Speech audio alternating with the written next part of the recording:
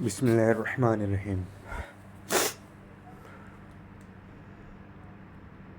حضرت عثمان بن عفان رضی اللہ تعالیٰ عنہ سے روایت ہے کہ رسول اللہ صلی اللہ علیہ وسلم نے ارشاد فرمایا، جس کی موت اس حال میں آئے کہ وہ اس بات کا یقین کرتا ہو کہ اللہ تعالیٰ کا وجود حق ہے، وہ جنت میں جائے گا۔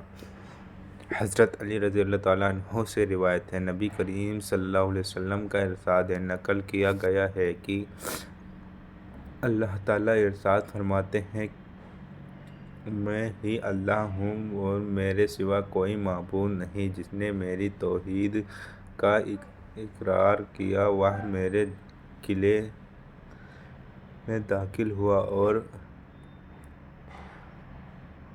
جو میرے قلعے میں داخل ہوا وہ میرے عذاب سے محفوظ ہوا۔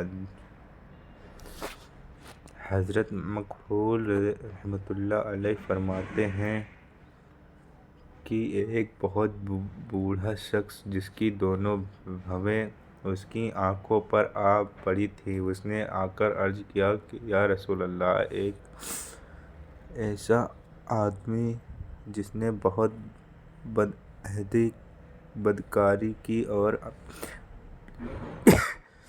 جائز ناجائز ہر خواہش پوری کی، اور اس کے گناہ اتنے زیادہ ہیں کہ اگر تمام زمین والوں میں تقسیم کر دی جائے تو وہ سب کو ہلاک کر دے، تو کیا اس کے لیے توبہ کی گنجائش ہے؟ رسول اللہ صلی اللہ علیہ وسلم نے ارشاد فرمایا، کیا تم مسلمان ہو چکے ہو؟ اس نے عرض کیا، جی ہاں، میں کلمہ شہادت اشہد ان لا الہ الا اللہ لا شریک لہ وان محمدا عبدہ ورسولہ اقرار کرتا ہوں۔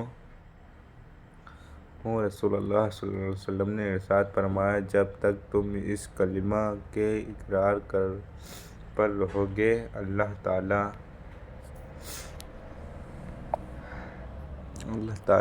حضرت تمہاری تمام بدحیثیتوں اور بدکاریاں معاف کرتے رہیں گے اور تمہاری برائیوں کو نیکیوں سے بدلتے رہیں گے۔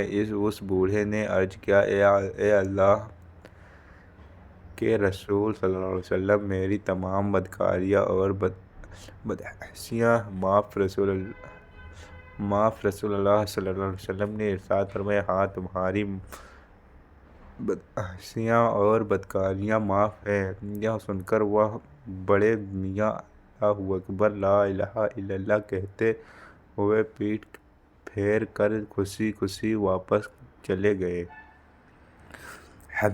حضرت عبداللہ بن عمرو بن عاص رضی اللہ تعالیٰ عنہ سے روایت ہے کہ میں نے رسول اللہ صلی اللہ علیہ وسلم کو ارشاد فرماتے ہوئے سنا، قیامت کے دن اللہ تعالیٰ میری امت میں سے ایک شخص کو منتخب فرما کر ساری مخلوق کو روبرو بلائیں گے اور اس کے سامنے اعمال کے 99 دفتر کھولیں گے۔ ہر دفتر حد نگاہ تک پھیلا ہوا ہوگا۔ اس کے بعد اس سے سوال کیا جائے گا کہ ان اعمال ناموں میں سے تو کسی چیز کا انکار کرتا ہے؟ کیا میرے ان فرشتوں نے جو اعمال لکھنے پر تعینات تھے تجھ پر کچھ ظلم کیا ہے کہ کوئی گناہ بغیر کیے ہوئے لکھ لیا ہو یا کرنے سے زیادہ لکھ دیا ہو؟ وہ عرض کرے گا، نہیں، نہ انکار کی گنجائش ہے، نہ فرشتوں نے ظلم کیا، نہ۔ پھر ارشاد ہوگا، تیرے پاس ان بدعمالیوں کا کوئی عذر ہے؟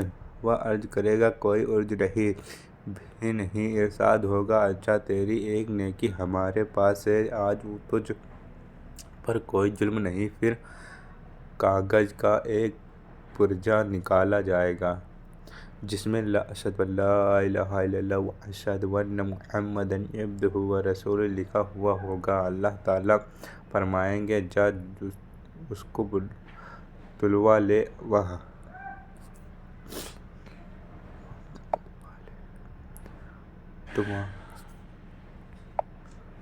یہ عرض کرے گا اتنے دفتروں میں مقابلے میں یہ پرزہ کیا کام دے گا؟ ارشاد ہوگا تجھ پر ظلم نہیں ہوگا۔ پھر اس سب دفتروں کو ایک پلڑے میں رکھ دیا جائے گا اور کاغذ کا وہ پرزہ دوسرے پلڑے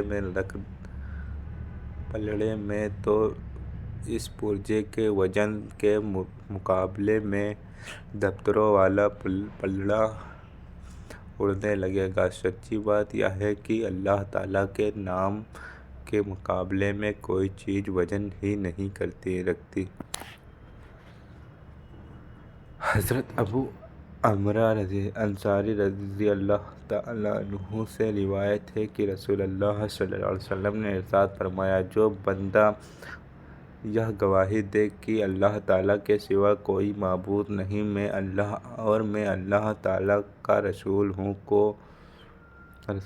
کو لے کر اللہ تعالیٰ سے قیامت کے دن اس حال میں ملے کہ وہ اس پر دل سے یقین رکھتا ہو تو یہ کلمہ شہادت ضرور اس کے لیے دوزخ کی آگ سے آڑ بن جائے گا۔